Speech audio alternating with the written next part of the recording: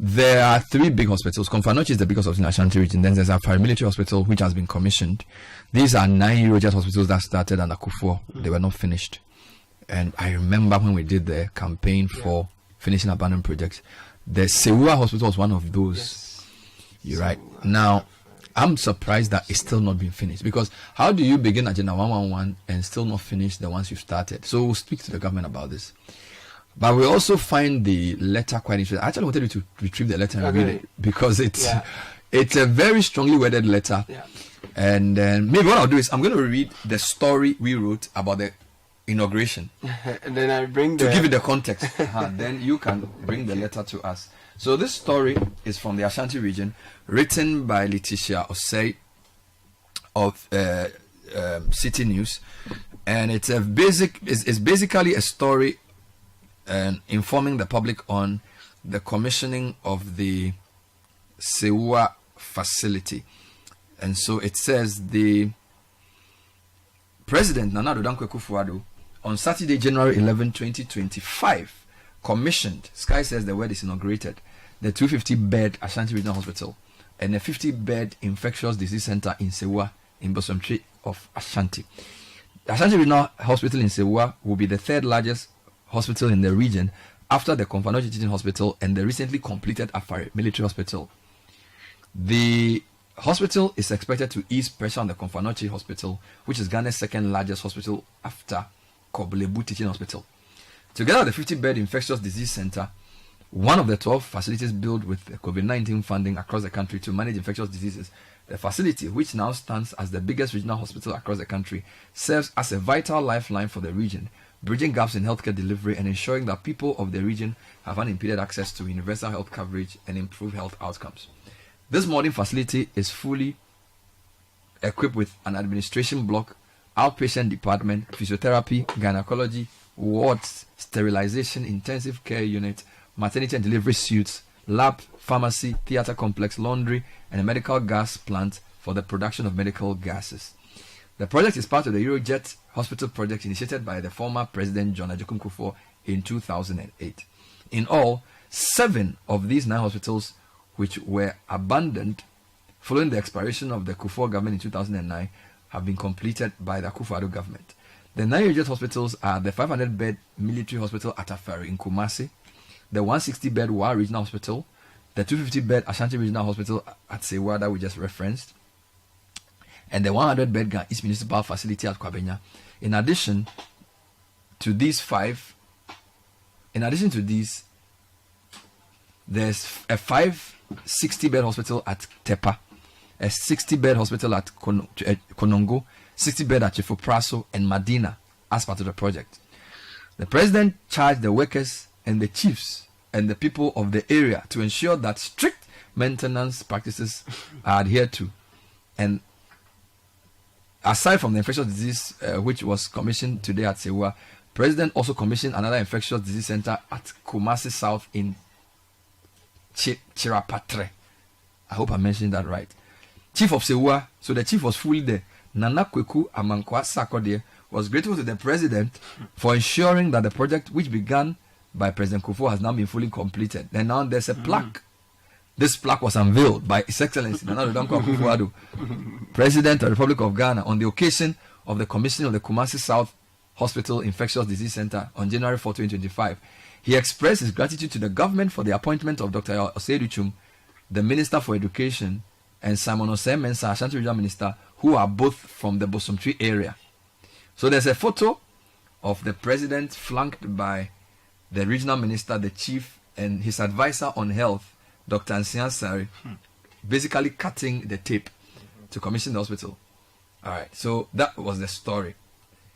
Caleb, now tell me about the letter. So, press release for immediate release dated 5th January 2025 concerns over the commissioning of Ashanti Regional 250-bed hospital in Sewua from the office of Dr. Said Diraz, Group Chairman, Euroget Divest SA.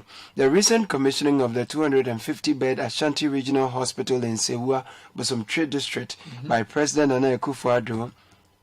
Where are we? Hey, don't use technology to. Sky. Something just connected. That's why I need a paper. No, I got it. You found it? Yes, please. All right. So, good. The recent commissioning of the 250-bed Ashanti Regional Hospital in Sewua, Bosomtwe District by President Nana Addo Akufo-Addo on Saturday, 4th January 2025, raises serious concerns regarding legal and contractual obligations.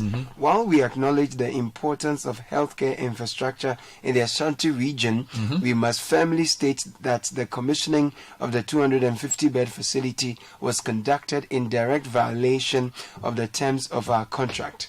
It is important to stress that Euroget Invest SA has not yet received full payment for the construction of the hospital.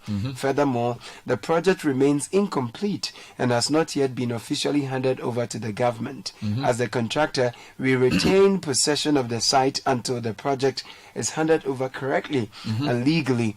We categorically did not grant permission to any party to enter the site for commissioning purposes. Dr. Saeed Derez, Group CEO and Chairman of Euroget Invest SA, expressed his concerns as follows. Quote, Euroget did not give anyone permission to enter the site. Possession is still ours until we hand over in the correct and legal manner. He further emphasized, quote, this is a breach of the contract. We haven't handed over, and every step should be taken to claim damages against all previous commissioning because, by this action, the President is implying that we could have commissioned these hospitals without incurring any cost on our part. We should clarify that the commissioning or inauguration, as Sky would have it, was conducted without the contractor's knowledge and is therefore invalid. It goes on to say, the hospital remains incomplete with several critical tasks outstanding, including completion of the hospital's power stations, which is delayed due to non-availability of the power source from the government of Ghana. 2. Installation of major medical equipment, which requires a permanent power connection. 3. Repairs to the landscape and buildings caused by the prolonged work suspension due to delayed payments from the government of Ghana. And finally, final finishing touches on staff housing and more. The fact that the government proceeded with the inauguration or commissioning without consulting Euroget raises concerns or questions about their adherence to legal protocols and the sanctity of contracts. The company which secured the funding for the hospital's construction was not consulted regarding their purported commissioning. Additionally, there was no representative from Euroget present at the event, which accentuates our exclusion from a critical milestone in the project. We believe the government's actions constitute a serious breach of security concerning the hospital, entering the premises without our permission to undertake the commissioning, while the hospital remains incomplete and without the contractor being fully compensated, reflects a disregard for the law and contractual agreements. This situation represents a level of lawlessness that cannot be overlooked. Please find attached to this release photos of the current state of the hospital, which reinforces this statement. As we approach the transition of power in Ghana, we are left questioning the motives behind such an action. Why would an outgoing president engage in such illegality just 3 days before handing over office? We must stress that the timing of this commissioning raises concerns about the legitimacy of these actions taken and whether they serve any political agenda rather than the interests of citizens who rely on these healthcare facilities. It is fundamental for stakeholders, including the public, to understand the implications of these actions. The commissioning of the Ashanti Regional 250-bed hospital should be a moment of pride and achievement for all involved. However, it has instead become a source of contention and uncertainty. We urge the government to respect the rule of law and adhere to the contractual obligations it has entered into. We call upon the relevant authorities to investigate this matter thoroughly. The actions taken by the government not only undermine the integrity of the project, but also set a worrying precedent for future government contracts and projects. The people of the Ashanti region deserve better than to have their healthcare infrastructure embroiled in legal disputes and contractual violations. In conclusion, Euroget, the Invest SA, remains committed to completing the Ashanti Regional 250-bed hospital to the highest standards and fulfilling our contractual obligations. We hope that this situation can be resolved amicably and that the government will recognize the importance of following due process in all its dealings. We are prepared to take all necessary steps to protect our rights and seek damages for any breaches of contract that have occurred. We appreciate the ongoing support from the community and stakeholders, and we will keep the public informed about any developments regarding this matter. Signed, truly yours, Said Darius. All right, so it's 19. Let me go to the Ashanti region and speak to our Bureau Chief, Hafiz Tijani, on the state of the hospital and the whole brouhaha concerning the inauguration. Hafiz, thanks for joining us. Happy New Year. Same to you, boss. So usually as the Bureau Chief of the city branch in Ashanti, you would be part of this commissioning. Were you aware? Did you cover this initially? Did you know that the president was doing this commissioning on January 4?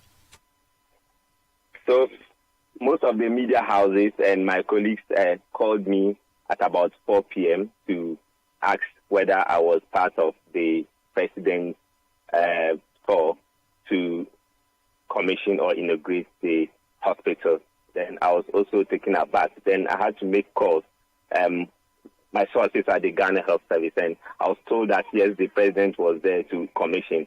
And usually when you miss such a story, then you want to fall on other colleagues who at least can give you videos and pictures and audios to also cover your side of the story for your media house. And that was not done. And to date, you don't find any media house highlighting the commissioning. And usually with these programs, even the contractors involved would also invite the media house.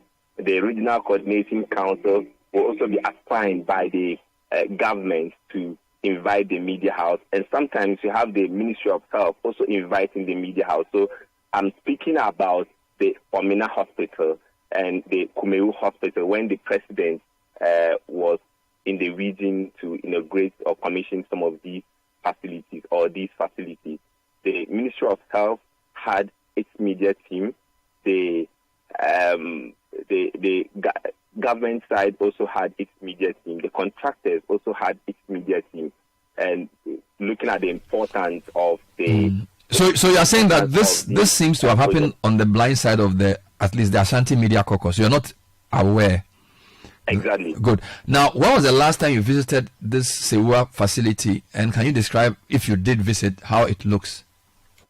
So in August this year, we were there in the community because the assembly member in that area led the community members to demonstrate. Two issues had to be resolved before the commissioning or the full commissioning and operationalization of the Sewua Hospital. So one is the road network, the access road from Sewua to the hospital itself, and two is the power supply. And that was not done. So when the community people got the wind that there was going to be an alternative road or route that would be constructed by the government to the hospital, leaving the main Sewua township where the people are, the community which is named after the hospital, people moving from Sewua to the hospital, the road from Sewua to the hospital is not good. It's not in a very good shape. But the Yasi area where the government was trying to construct the road to link to the hospital as an alternative road, that was what the residents were protesting. And the state of the hospital, because the hospital has not been commissioned, because work is ongoing, you have the equipment sitting there, it has not been installed, you have the weeds taking over the place, you have other places, pavements have not been done, although pavements have been done at some of the places at the hospital, the compound of the hospital, but most of the places are unfinished. And the issue was that the last time we visited the facility with the Asante in March, who was concerned about the slow pace of the hospital, the work at the hospital. So he had to visit the ongoing renovation works at the Akufo-Addo Teaching Hospital. Then he proceeded to the Sewua Hospital. And then he told the regional health director at this time, Dr. Emmanuel Tunkran, to ensure that the facility was going to, they should write to the Minister of Energy. Napo was then, Dr. Matthew Poku Prempe was the energy minister then, that they should write a letter to him to inform him about the challenges of the hospital, which is delaying the operationalization or the opening of the hospital. That is the power situation. So you find the place being bushy because the workers there, though they go to work, but you don't find anyone trying to clear the weeds there. And most of the equipment were there, but they were not installed. And the power situation had stalled the opening of the hospital and the road situation. So these were the two issues that had delayed the opening of the hospital, and that is rendering it so bushy and the weeds taking over. The company that wrote the letter also forwarded photos of the place, and it looks like there are still weeds. The place doesn't look ready, so it appears that not much has changed since this happened. Would you be going to the place this week? Because I suspect that will be one of the places you'll cover, because the president has commissioned the hospital, so hopefully it should be working. The company says the hospital is not ready, so I'm sure you should be on your way to Sewua to tell us what is happening there this morning. Exactly. All right, so then we'll speak to you when you get there to tell us the state of the place. Thank you for talking to us, Hafiz. Thank you. Hafiz Tijani is our Ashanti Regional Bureau Chief. Quite an interesting story, Caleb. This is the company saying the president shouldn't have even entered the location because they said it's not ready. You know, usually when the president commissions such projects, photos and images will be shared on his Facebook page and his social media platforms. When you visit Nana Akufo-Addo on Facebook, you will see when he was commissioning the Accra STEM Academy. This was 27th December. Thereafter, he shared condolences with Jimmy Carter. He basically messaged, and the next thing was the New Year message and all of that. Then you come to the State of the Nation. So you don't even see. So you don't. It doesn't seem on his. It doesn't appear to be an official. And I think the handlers of the president have disappointed him because. Ideally, when there is a commissioning happening. No, but the chief was there. Yes. The minister for the region was there. Yes. And the president's advisor on health was there, although the minister for health was not there. And then we see the photos of Sewua as it is now. It's like an abandoned site. It has weeds all over the place. I don't know which part of the site they took the president to go inaugurate, because usually sometimes they will clear some place, create a scene, and give it the impression that it's done. And so I think that the president may have been in the region for other things, and they probably sent him there. You know, as someone who has emceed presidential events, I'm very sure the president is not aware of, because what will happen is an advanced team will come in, they will prepare the place, and then they will show the president where to pass. So as for the president, they can limit where you go. They will show you, you know, it's very rarely, and but maybe it's deceptive. If this was like a rolling, he may have said he wants to tour the facility and see it. But I'm sure they knew had a busy itinerary. They will say, oh, by the way, on your way back, you will commission the Sewua Hospital, cut the saw, talk to the chief, and then move. You get it? Because typically for a hospital of this size, 250 bed is a big hospital. You would have expected that they would get him to actually tour the facility. They will brief him. So, from what I know, when you're doing such events, they plan it such that the president will come in, the chiefs and people will be sitting there waiting. He will probably be given a pre-inauguration briefing. He will proceed to give a speech. Other people will speak. So, for a hospital like this, the contractor will speak, the regional minister will speak, the health minister will speak, the chief will speak, and then the president will speak. When he's done, he will cut the ribbon, and then he will tour the facility. Yeah. That's generally what happens. From what we see, there was no facility tour. I don't think there were major speeches. There was no media coverage. Although we heard that the chief thanked the president, we didn't hear the Minister for Health there. We didn't see the Dr. Insiansa say anything. Did they erect his plaque there? No, but the plaque was there. Not the statue, but there was a plaque. Yeah, no. The plaque where they write. So Caleb, it couldn't have been an afterthought. If a plaque is, because a plaque is concrete.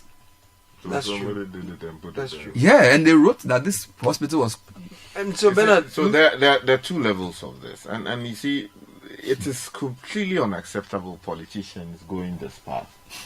You know, in other jurisdictions, when these things open, you have a sense of who becomes the very first patient of the hospital. Yeah. These are things that are sometimes even shown that, oh, this Marine who was imported, who was brought back from, say, Afghanistan with this particular injury, you know, is brought for this hospital to do some repairs on it. So he becomes the very first, and that will go into the records. These things, some of them, they don't have beds. No nurses have been recruited. There is the equipment for their work. Nothing has been done. It's just empty shell. Then we say, oh, we have opened this hospital for people to take medications and all kinds of things. We do this just so that, oh, I'm getting out of power, or I want you to vote for me again. So let me show you that this is what I'm doing, or I want my name to be on the plaque, because once the plaque is there, 100 years, 200 years from now, the reference will be that you are the president, or you were the president as of the time that we were inaugurating the hospital. Of course, the other side of it is also the battles that we are running over, whether it started in Kufuor's time, whether Mills continued it, whether Mahama did something about it, and whether Akufo-Addo has fully completed it. I think we should take Ghanaians more seriously. If you have not finished it, you have not finished it. Look at the Bank of Ghana that they built. A new facility. what is still ongoing? We went on there, they did the opening ceremony, giddy, telling people they are moving in. As we speak, they are still doing work on it. We appreciate the fact that you want your name on it, but we should show some respect to the people of Ghana. The Ubechebi Lamte circle. Yeah. Didn't they open it recently? If you go there, 5 days ago when I was passing them, people were still doing some work giddy. If you say you have opened it, the expectation is that everything has been done. And But can everything be done? Because, for example, I used Flower Pot yesterday, and they were now putting the barriers. You know how the what do you call it? Like when you build a road, the Crash barriers. The crash barriers were now being erected. I think they are now even doing some of the street lights. So it means that there are even safety concerns before it got. And then when you go to Tema, as for Tema, they are working. The Tema interchange was inaugurated before election.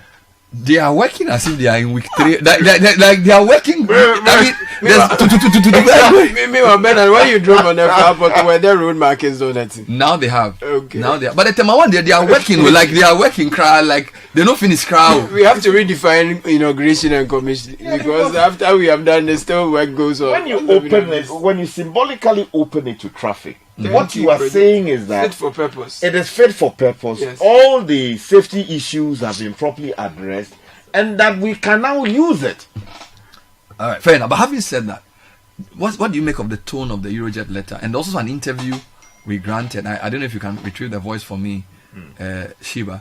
I think the tone is not right. Completely. I mean, the fact that so we you see, Ghanaians are interesting. We prefer to say what we want in our own community, but for an outsider, Don't come and tell us by heart. oh, yeah, you can't. Right? How can you've been given a project? Fine, Euroget is a company the government entered a contract with to provide hospitals. You've done some, so you've benefited from the government of Ghana.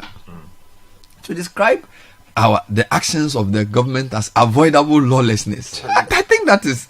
I find that very insulting. I don't know about you, But Bernard, really, we need to know who set the president up for this embarrassment. Because also, if it's out there in the news that the president has come to inaugurate the Sewua Hospital and the people go there and they find out that they've been scammed, that's also not being truthful. That's not being honest. And the man says he's old, he's not being paid. So from a legal perspective, is he right? He says, look, based on the contract, there has to be some payments before we hand over the project. The site is not safe So to even go there is an encroachment. The site is in our custody until we officially hand it over to you. So if you go there and purport to do an inauguration when we have not finished the process and you have not paid us, they are even accusing the team of encroaching. Basically, you are not supposed to be there. From legally, they don't have a point. Well, they have a point and they do not have a point. Look, if you enter into an agreement, of course, I've not read the agreement, I've not seen the agreement, I don't know the specifics of the agreement, and I will make my comments having issued this caveat. There are specific expectations on both sides that you provide resources for the hospital to be built for you, or that the person building the hospital will provide his own resources, build the hospital, in some cases operate it and then transfer it, or it's turnkey, build it, hand it over upon completion of all the necessary whatever. I have not seen the agreement, as I said, so I don't know what is therein. But if it is the case that you were contracted to build a hospital, the hospital has been built, except that you have not completed the works, and you have difficulty with the government allowing the inauguration to go on, there are ways of addressing those concerns. Where you have not been paid, there are ways of raising those concerns and ensuring that, you are paid. And if there is a violation of the contract or the terms of the contract, there are ways of resolving those disputes. The way to do it is not to issue a stinker in the nature we have seen, blasting the president in a very unacceptable tone. That is completely unacceptable. The president may have done, or the people handling him may have misled him onto the path that he went on to inaugurate this facility with all the problems that everybody is talking about. That we should be equally prepared to criticize the president and the people handling him, that they did not do a thorough job. If the facts in the public domain are anything to go by. But that doesn't mean that merely because you have been contracted or commissioned to build this facility, you cannot talk to the president and the people of Ghana by heart like that, merely because the government is taking you out. Could he have written this letter 2 years ago if the president had gone there? So he's looking at the fact that the man is about to leave office. So exactly, and he talks about transition and all of those things in the letter. Look, at a certain level, when you are reading law, diplomacy, and how to deal with institutions operating in various countries, and you run those institutions, there are things you learn. Diplomacy is part of it. So even if you are agreed, assuming that all of these things you are claiming are valid, there's a way to communicate. The Egyptian ambassador to call the president to have a conversation and also notify the incoming president of the violation. Yes, there are ways of handling this. So maybe they are playing to the gallery because they feel Akufo-Addo is unpopular, he's leaving office, and they probably want to send indication to the new government that these guys owe us. So maybe they are trying to prepare the ground for the new government to pay them. That's the possible only logical reason why they do that. But here's the thing. It is not about Akufo-Addo. It is the president of the Republic of Ghana. That office remains. It is the only constant in the equation there. You come and occupy it tomorrow. It is the office of president.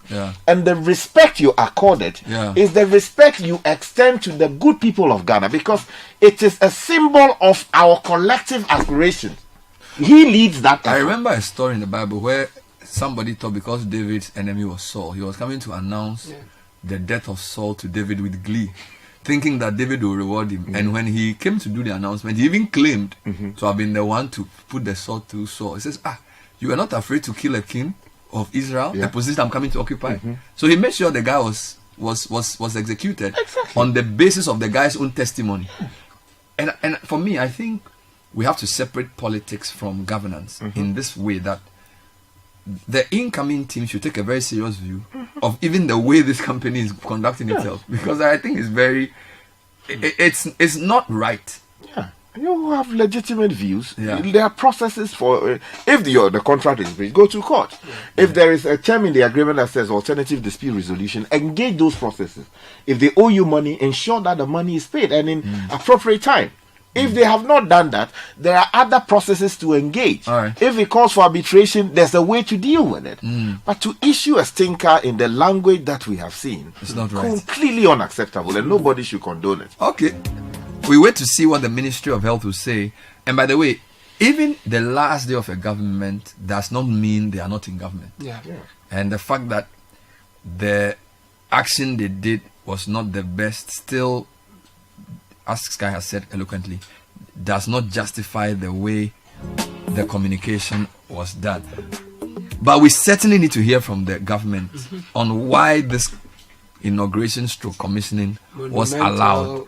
But they also need to situate it within the context of other. So whilst we talk about the tone, I also think that there's a certain sense in which the government has brought this upon itself.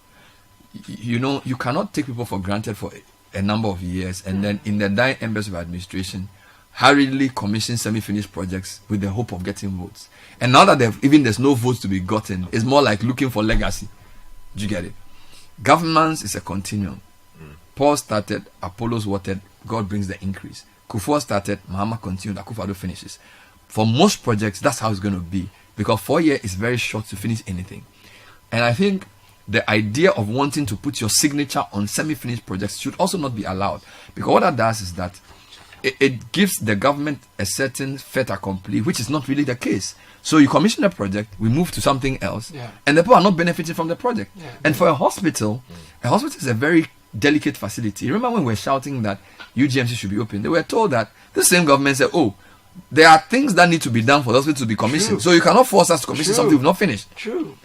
Remember, we were on saying, how? In fact, there was a gentleman who went in a one-man protest against the first lady was holding, was delivering a speech somewhere, and he held a placard and said, "Open UGMC." Yes.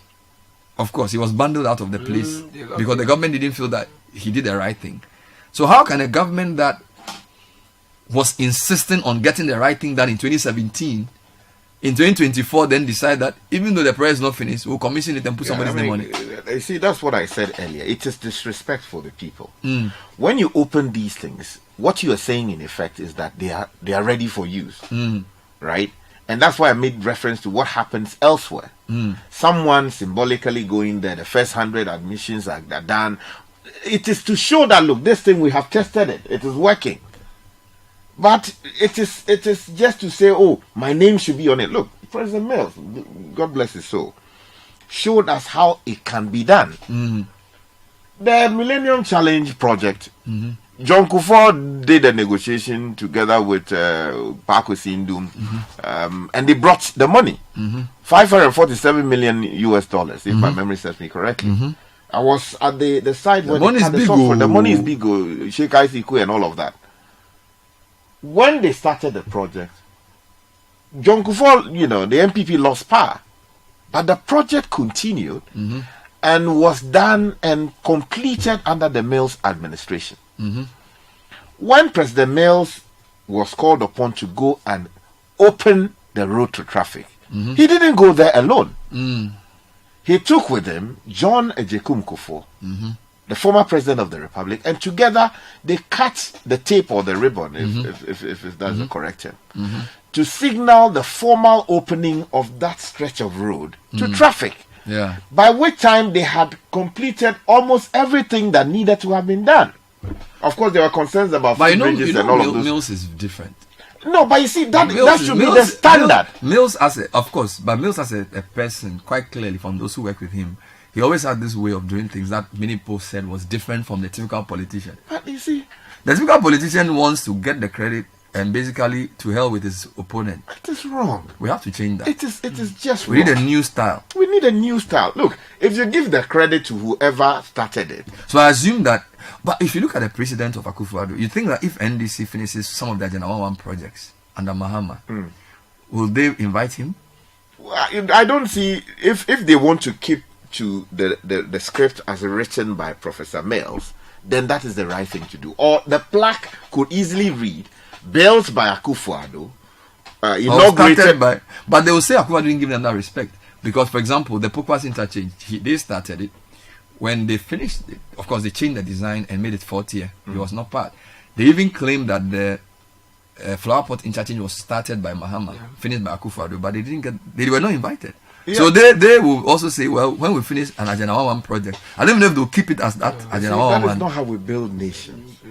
You're right. I mean, that's what I think for us as a democracy, we have to resolve the difference. We have to differentiate between party head of state issues, party president. So I think we have pushed politics to its absurd limit that it interferes with nation building, which is why I was saying to you that in the State of the Nation address of the president in his last one, I think he should have focused more on long-term development than responding to the NDC's taunts, right? Because you can tell that in the course of the speech, the minority side was taunting him and he was sort of responding. Having had 8 years at the helm of affairs and coming in at 2017, he could have chosen to focus on longer-term structural issues to put in context the 8 out of the 30 years of Fourth Republic and the 8 out of the 60-something years of independence. I felt like that's, some countries learn how to do that better than we do. I think we allow the politics to permeate to a point where even in our governance, we are still having political calculations. And it's almost like, I listened to somebody say, he says, you cannot have a man work with only half a brain. When somebody wins power, everybody from the other side, we don't want to work with you anymore. And everything you start has to be bastardized. It's a very wrong interpretation of governance, which I think Mahama has a chance to correct. Because if he criticizes Akufo-Addo of being divisive and being my way or the highway, and he's been voted overwhelmingly as Mahama 2025, I think he needs to govern with consensus on the economy. Because again, in opposition, he was advising Akufo-Addo to call a national dialogue on the economy long before the IMF. And he said, look, we are already broke. Call a national economic forum and let's bring all the best ideas to move the nation forward. That's his advice. So I expect this coming president not to use the same approach. You see, it's a valid point that you have made, and I back you on that. And I hope that the new government will change course. The reason I'm saying is that there are already signs of some of these missteps. Let me give you just 2 examples. So yesterday, the special aide to the president-elect issues a statement and says that the president-elect had mandated the NDC in Parliament to nominate Speaker Bagwin for the position of Speaker. Now, if you read Article 95 of the Constitution, it just says that, the MPs elect, they elect their own Speaker of Parliament, right? There's no role there for some, external, authority, right? It is not the job of the president to be determining who gets elected as Speaker. Of course, behind the scenes, there are consultations. But doesn't the party have a role? No, hold on. Behind the scenes, I'm talking about the text of the Constitution. The text is clear. The people who have been elected to serve as MPs elect their Speaker. There's no room for any external force to come in. But what has happened is not an imposition necessarily, because you can say this is who I prefer, so vote for him. No, you see, that is where the problem is. What problem is there? Because we're talking about separation of powers.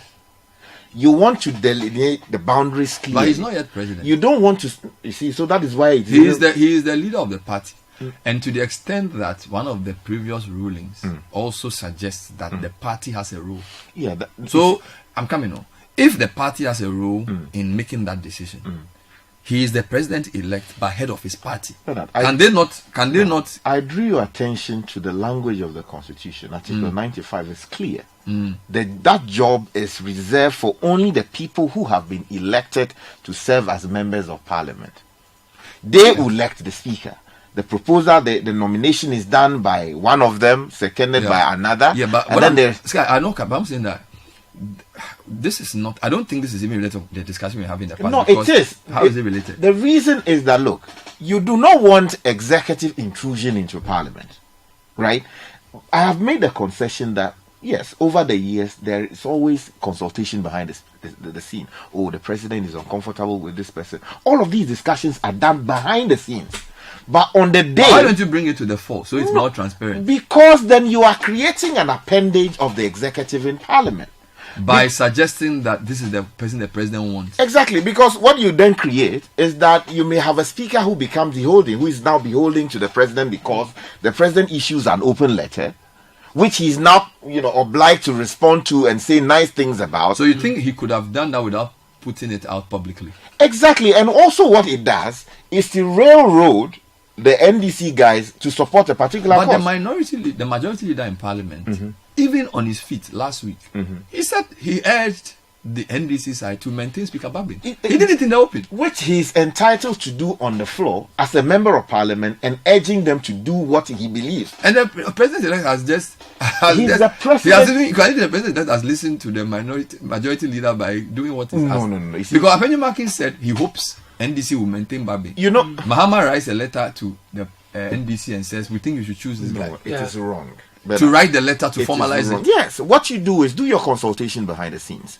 If you want to whip them, you call them, and I understand they will be meeting today at 4 p.m. thereabout. Call them at that meeting. You can have your own internal discussions with them. Okay. And it is all behind the scenes.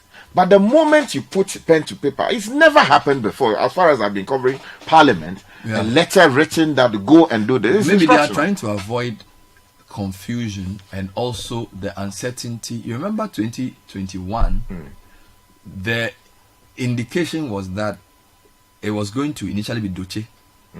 Then we heard that in the last minute the decision changed to Okwe, for which reason some people in MPP may not have been happy, and therefore when it was put to a vote, NDC saw opportunity and nominated Bagman, and therefore he won. So the point was that if it had been the one that they all were expecting, they may have gone along with it. When that change was made from Doche to Okwe, and of course we were told again that the president then was in preference of Doche, and for some reason when it came for the nomination, Okwe's name was brought. So maybe these guys are saying, for the avoidance of such a scenario and to prevent drama, let's publicly put out the name of the party's preference. Okay, so again, I'm not doing legal here, I'm doing politics now. I'm talking about preventing a situation where there could be confusion. All right, because this Doche Okwe issue, a lot of people think that Babi may not have become speaker. Oh yeah, I mean, if as far as I understand, the president's, again, I stand to be corrected here, original preference, all right, albeit behind the scenes. So I'm saying, fine, you are arguing that for the sake of separation of powers, so that it doesn't appear as though Parliament is being directed. But I'm saying that these guys have not yet been sworn in. Yes. So to all intents and purposes, they are representing NDC. They have not yet become substantive MPs. Yeah, but so the president-elect is acting as head of the party to say, after consulting the rank and file of the party, this is the man we want. No. So we are urging you to vote for him. No, it is wrong, Bernard. You see, what it does, as I said, is to create the impression of a president who is directing Parliament as to, or parliamentarians, what to do, what not to do. What happens if MPs go to the chamber today, and after whoever, maybe the majority leader nominates Honorable Bagwin, and another member of the NDC rises and says, "Oh, I think that this lady is capable of doing the job, and therefore that lady, I have the consent of the lady." And so they should vote. You see, then you are undermining, in that case, already on the first day, the authority of the president. The president has given direction. But what authority? You are the one who is saying that the president shouldn't direct them. So nothing prevents somebody from nominating somebody else. And then they will all vote. So wouldn't it be nice if they go and vote for somebody else? No, you see, that would be asserting themselves, right? No, but what signal does it send to the good people? It sends a signal that they are men of their own. So yeah, okay. So I don't think that's so. And if that doesn't happen now, then it means that they are applying. So let's see. Maybe MPP may nominate. NDC can nominate somebody else, and then they will vote. That happening. I think Speaker Bagby will. Let's take a break, and let me say congratulations to him. But he's already. But he himself has accepted the thing. He has accepted the thing.